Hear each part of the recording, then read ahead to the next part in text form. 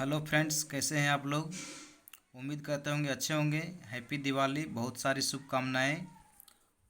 हमें आशा है कि इस वर्ष आप लोगों को एनटीपीसी और ग्रुप डी में निश्चित सफलता प्राप्त हो।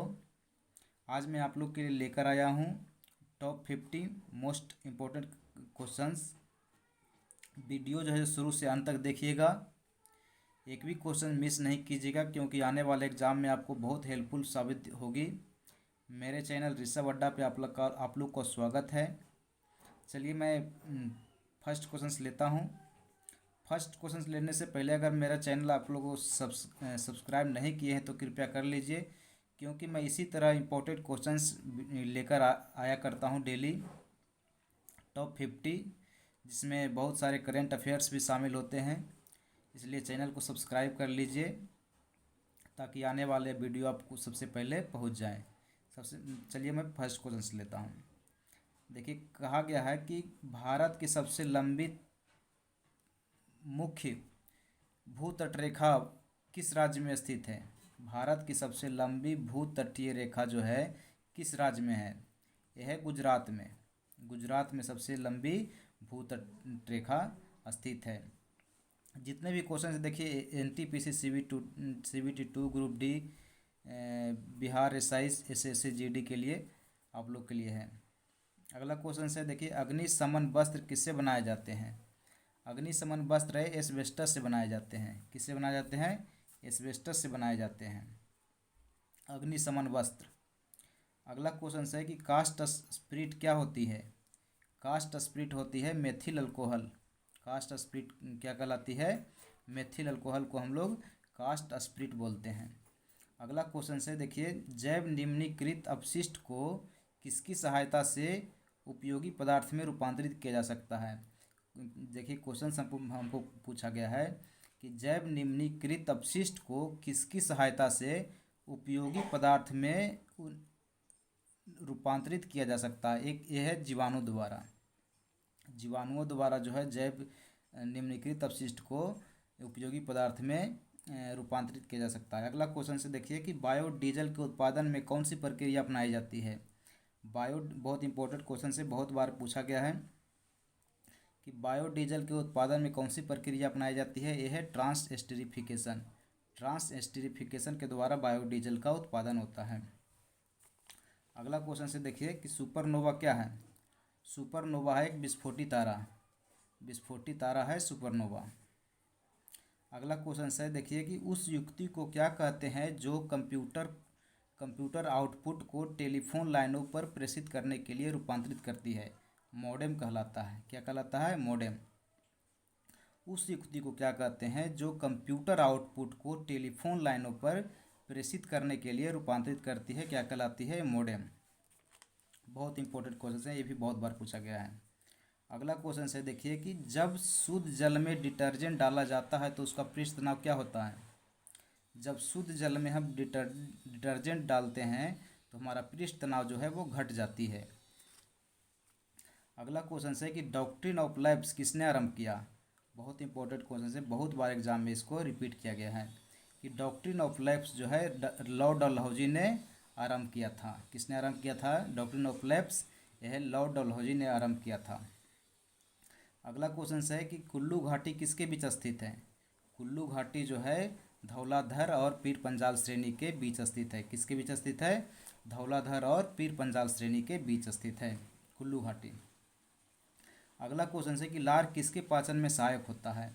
लार जो होता है वो किसके पाचन में सहायक होता है। यह है स्टार्च के पाचन में लार सहायक होता है। अगला क्वेश्चन है, देखिए कि लोकपाल का विचार लिया गया है कौन सा देशों से। लोकपाल का जो विचार लिया गया है वो कौन सा देशों से लिया गया है। ये स्कैंडिनेवियाई देशों से लिया गया है लोकपाल का विचार। अगला क्वेश्चन से देखिए, मूत्र का पीला रंग किसकी मौजूदगी के कारण होता है। मूत्र का जो पीला रंग होता है वो यूरोक्रोम के द्वारा होता है पीला रंग। अगला क्वेश्चन से देखिए, मानस अभयारण्य किसके लिए प्रसिद्ध है। मानस जो अभयारण्य है वो बाघ के लिए प्रसिद्ध है। किसके लिए प्रसिद्ध है। वो बाघ के लिए प्रसिद्ध है। अब कमेंट बॉक्स में बताइए कि मानस अभयारण्य कहाँ स्थित है। अगला जो क्वेश्चन से देखिए कि मुदुमलाई पशु विहार किसके लिए प्रसिद्ध है। मुदुमलाई जो पशु विहार है वो है हाथियों के लिए प्रसिद्ध है। किसके लिए प्रसिद्ध है? बहुत इंपॉर्टेंट क्वेश्चन है कि मुदुमलाई जो पशु विहार है वो किसके लिए प्रसिद्ध है? वो हाथियों के लिए प्रसिद्ध है। ये कमेंट बॉक्स में बताइए कि मुदुमलाई पशु विहार कहाँ स्थित है। ये भी कमेंट बॉक्स में बताइए कि मुदुमलाई जो पशु विहार है वो किस राज्य में स्थित है। देखिए अगला जो क्वेश्चन है, देखिए कि गुणसूत्रों में होते हैं, गुणसूत्रों में होते हैं क्या होते हैं? डीएनए और प्रोटीन होते हैं। गुणसूत्र में क्या होते हैं? डीएनए और प्रोटीन होते हैं। अगला क्वेश्चन से देखिए, भारत में मौद्रिक नीति किसके द्वारा बनाई जाती है? भारत, बहुत इंपॉर्टेंट क्वेश्चन है, कई बार एग्जाम में पूछा गया है। भारत में मौद्रिक नीति किसके द्वारा बनाई जाती है?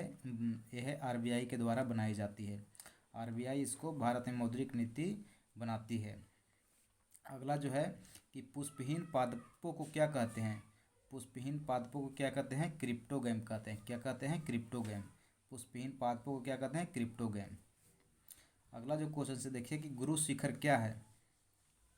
गुरु शिखर क्या है? बहुत इंपॉर्टेंट क्वेश्चन है, कई बार एग्जाम में पूछा गया है कि यह गुरु शिखर जो है अरावली पर्वत का उच्चतम शिखर है। क्या है? अरावली पर्वत का उच्चतम शिखर है यह गुरु शिखर। ये पहले एक क्वेश्चन पूछा जाता है था कि अरावली पर्वत का उच्चतम शिखर का क्या नाम है? गुरु शिखर। लेकिन अब इसको उलट के पूछा जाता है कि गुरु शिखर क्या है? है अरावली पर्वत का उच्चतम शिखर। अगला जो क्वेश्चन है कि कृष्णा स्वामी मंदिर कहाँ स्थित है? कृष्णा स्वामी मंदिर, ये बहुत इंपॉर्टेंट क्वेश्चन है, कई बार एग्जाम में पूछा गया है कि कृष्णा स्वामी मंदिर जो है वो कर्नाटक में है। कहाँ है? कर्नाटक में। अगला जो क्वेश्चन है देखिए कि रंगनाथ स्वामी मंदिर, श्री रंगनाथ स्वामी मंदिर जो है ये तमिलनाडु में है।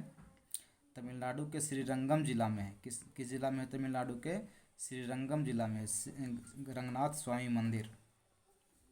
अगला जो क्वेश्चन है देखिए, किस उच्च न्यायालय को पहली महिला मुख्य न्यायाधीश होने का गौरव प्राप्त है? क्वेश्चन हमें क्या कह रहा है कि किस उच्च न्यायालय को, हम उच्च न्यायालय का नाम हमें पूछ रहा है, ना कि महिला का नाम पूछ रहा है। कि कह रहा है किस उच्च न्यायालय को पहली महिला मुख्य न्यायाधीश होने का गौरव प्राप्त है? यह है हिमाचल प्रदेश उच्च न्यायालय को। हिमाचल प्रदेश उच्च न्यायालय में पहली महिला मुख्य न्यायाधीश जो नियुक्त हुई थी, हमें उसको आप कमेंट बॉक्स में बताइए कि जो पहली महिला मुख्य न्यायाधीश जो नियुक्त हुई थी हिमाचल प्रदेश उच्च न्यायालय में, वह महिला कौन थी? ज़रूर बताइएगा कमेंट बॉक्स में। अगला जो क्वेश्चन है कि देखिए, शिक्षा का अधिकार एक मौलिक अधिकार कब बना? बहुत इंपॉर्टेंट क्वेश्चन है, देखिए एग्जाम में बहुत बार इसको पूछा गया है। देखिए क्वेश्चन जो पूछा गया है कि शिक्षा का अधिकार एक मौलिक अधिकार कब बना? ये बना था 1 अप्रैल 2010 में। 1 अप्रैल 2010 से जो है वो शिक्षा का अधिकार क्या हो गया था? मौलिक अधिकार हो गया था। अगला जो क्वेश्चन है देखिए कि राष्ट्रीय रासायनिक प्रयोगशाला कहाँ स्थित है? राष्ट्रीय रासायनिक प्रयोगशाला जो है वो पुणे में है। पुणे कहाँ है? महाराष्ट्र में। राष्ट्रीय रासायनिक प्रयोगशाला पुणे में। अगला जो क्वेश्चन है कि देखिए कि गोवा की राजधानी पणजी किस नदी पर बसा है? गोवा की जो राजधानी है पणजी किस नदी पर बसा है? यह है मांडवी नदी पर। किस नदी पर बसा है? यह मांडवी नदी पर बसा हुआ है। अगला जो क्वेश्चन है कि केसर के पौधे का कौन सा भाग मसाला केसर प्राप्त करने के लिए उपयोग किया जाता है? हमसे क्वेश्चन पूछा गया है कि केसर के पौधे का कौन सा भाग मसाला केसर प्राप्त करने के लिए उपयोग किया जाता है? यह है शुष्क वर्तिकाग्र। शुष्क वर्तिकाग्र जो है केसर के पौधे का भाग जो है वो मसाला केसर प्राप्त करने के लिए उपयोग किया जाता है।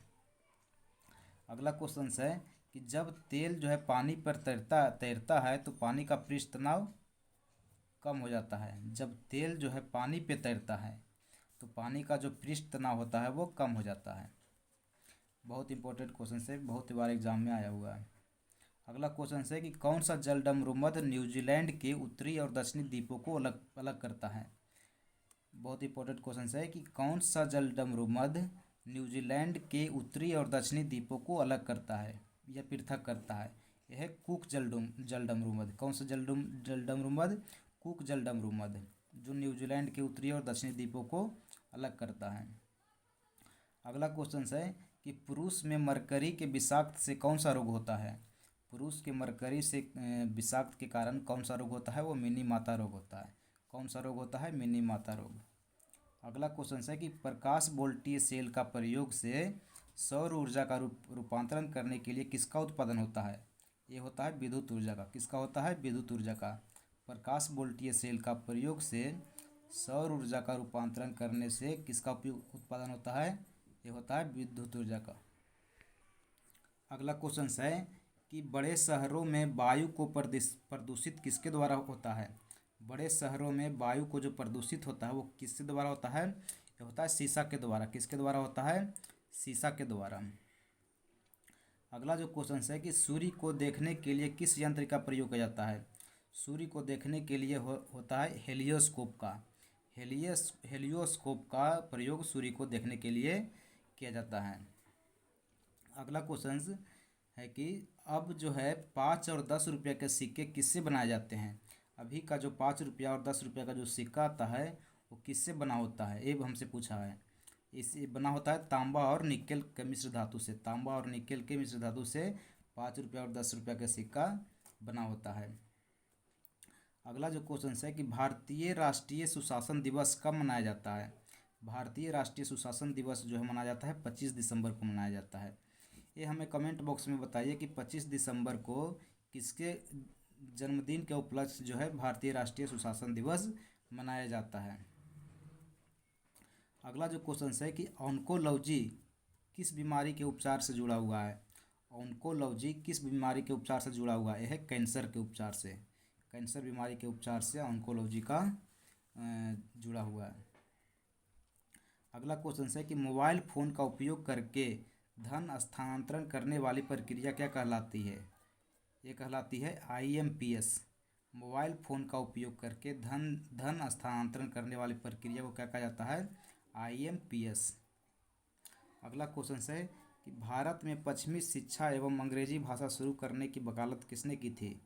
भारत में पश्चिमी शिक्षा एवं अंग्रेजी भाषा का शुरू करने की वकालत जो की थी वो राजा राम मोहन राय ने की थी। बहुत इंपॉर्टेंट क्वेश्चन है कि जो हमारे देश में अंग्रेजी भाषा का जो शुरू करने का जो वकालत किया था वो किया था राजा राम मोहन राय ने।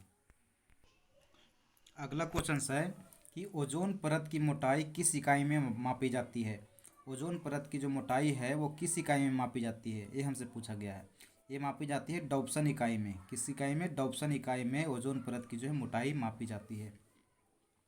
अगला क्वेश्चन है कि किस अनुच्छेद के तहत राष्ट्रपति के अध्यादेश जारी करने की शक्ति प्राप्त है? किस अनुच्छेद के तहत? हमको बोल रहा है राष्ट्रपति का।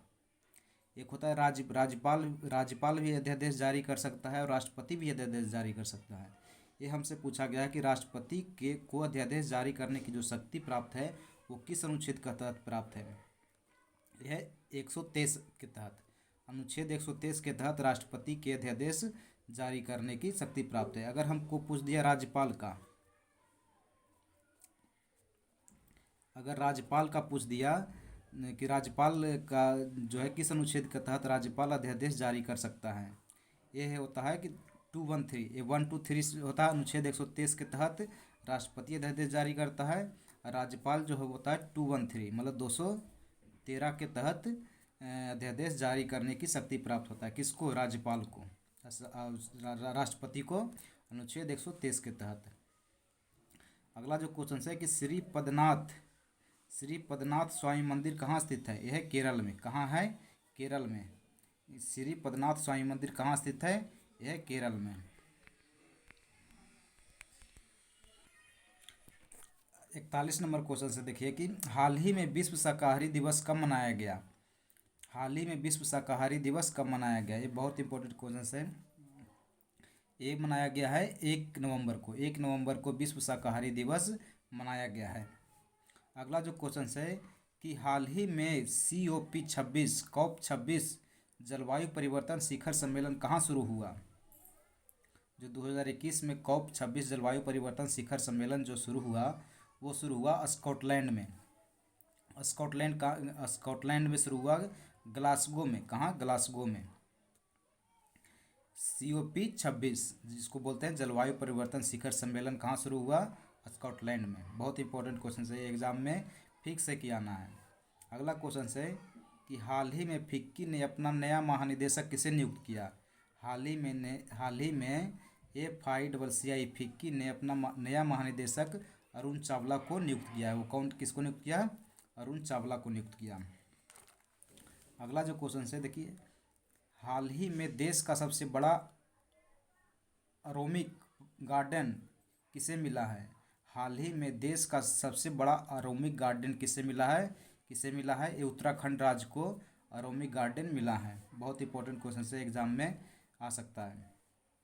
अगला जो क्वेश्चन है कि देखिए, दादा साहब फाल्के पुरस्कार 2021 से किसे सम्मानित किया गया है? बहुत वेरी वेरी इंपॉर्टेंट, एग्जाम में निश्चित रूप से आएगा कि दादा साहब फाल्के पुरस्कार 2021 से किसे सम्मानित किया गया है? यह रजनीकांत को 2021 का दादा साहब फाल्के पुरस्कार जो किस वर्ष के लिए दिया गया है? ये जो दिया गया है 2019 के लिए दिया गया है। 2021 में दादा साहब फाल्के पुरस्कार, ये जो पुरस्कार था ये 51वां ज्ञानपीठ दादा साहब फाल्के पुरस्कार था। ये भी एग्जाम में पूछ सकता है कि दादा साहब फाल्के पुरस्कार जो रजनीकांत को दिया गया है वो कौन सा पुरस्कार था? वो 51वां पुरस्कार था। अगला जो क्वेश्चन है कि ग्रो ग्रीन योजना को किस राज्य सरकार ने लॉन्च किया? ग्रो ग्रीन योजना बहुत इंपॉर्टेंट क्वेश्चन है कि ये जो शुरू किया था, लॉन्च किया था गुजरात सरकार द्वारा ग्रो ग्रीन योजना शुरू किया। अगला जो क्वेश्चन है देखिए, किस राज्य सरकार ने लैंगिक समानता की दिशा में देश का पहला जेंडर पार्क स्थापित किया? बहुत इंपॉर्टेंट क्वेश्चन है कि किस राज्य सरकार ने लैंगिक समानता की दिशा में देश का पहला जेंडर पार्क स्थापित किया? यह केरल राज्य ने। अगला जो क्वेश्चन है कि देखिए, इंस्टाग्राम के CEO chief executive officer Instagram के CEO कौन है? एडम मोसेरी जो है इंस्टाग्राम के CEO है। इसका फाउंडर है, संस्थापक है केविन सिस्ट्रोम इंस्टाग्राम के संस्थापक हैं। अगला जो क्वेश्चन है कि फेसबुक का नया नाम क्या रख दिया गया है? ये बहुत इंपॉर्टेंट क्वेश्चन है। देखिए, मेटा प्लेटफॉर्म इंक जो है फेसबुक का नया नाम रख दिया गया है। अब हमसे पूछ दिया कि फेसबुक का संस्थापक कौन है? ये मार्क जुकरबर्ग। इसका जो मुख्यालय कहाँ है? कैलिफोर्निया में, अमेरिका के कैलिफोर्निया में इसका मुख्यालय है, फेसबुक का मुख्यालय। इसको स्थापना कब हुआ था? 4 फरवरी 2004 को फेसबुक का स्थापना हुआ था। अगला जो क्वेश्चन है कि ऑस्ट्रेलिया ओपन 2021 का पुरुष एकल का खिताब किसने जीता? बहुत इंपॉर्टेंट क्वेश्चन है, एग्जाम में पक्का है कि आएगा कि ऑस्ट्रेलिया ओपन 2021 जो है पुरुष एकल, हमसे पूछ रहा है पुरुष एकल का खिताब किसने जीता? ये जीता है नोवाक जोकोविच ने। नोवाक जोकोविच सर्बिया के खिलाड़ी हैं। वो किसे हरा कर जीता? डेनियल मेदवेदेव किसे, कौन सा देश से संबंधित है? यह रूस से। ये भी पूछ सकता है कि डेनियल मेदवेदेव जो उप विजेता रहे ऑस्ट्रेलिया ओपन में, वो है किस देश से संबंधित है? वह रूस से। ये भी क्वेश्चन पूछ सकता है डेनियल मेदवेदेव किस खेल से संबंधित है? वो है टेनिस से। जो ऑस्ट्रेलिया ओपन जो होता है वो टेनिस टूर्नामेंट होता है। नोवाक जोकोविच ने पुरुष एकल का खिताब जीता। अगला एक कमेंट बॉक्स में बताइए कि ऑस्ट्रेलिया ओपन 2021 का महिला एकल में खिताब किसने जीता? ये हमें कमेंट बॉक्स में ज़रूर बताइएगा। ये अभ्यास प्रश्न है, हमें कमेंट बॉक्स में बताइएगा कि नोवाक जोकोविच ने कितनी बार ऑस्ट्रेलिया ओपन का खिताब जीता? नोवाक जोकोविच ने कितनी बार ऑस्ट्रेलिया ओपन का खिताब जीता है? हमें कमेंट बॉक्स में बताइएगा। आज का प्रश्न यहीं तक था। आई होप ये वीडियो आपको बहुत अच्छा लगा होगा। अगर वीडियो पसंद आया होगा तो प्लीज़ लाइक कर दीजिएगा। अगर मेरे चैनल को सब्सक्राइब नहीं किए हैं तो चैनल को सब्सक्राइब कर दीजिएगा। मैं जितने भी क्वेश्चंस लेकर आया हूँ सब सिलेक्टेड क्वेश्चंस हैं, आने वाले एग्ज़ाम में आपको 100% पूछ सकता है। चलिए मिलते हैं कल के वीडियो में, अगले वीडियो में। तब तक के लिए नमस्कार, जय हिंद।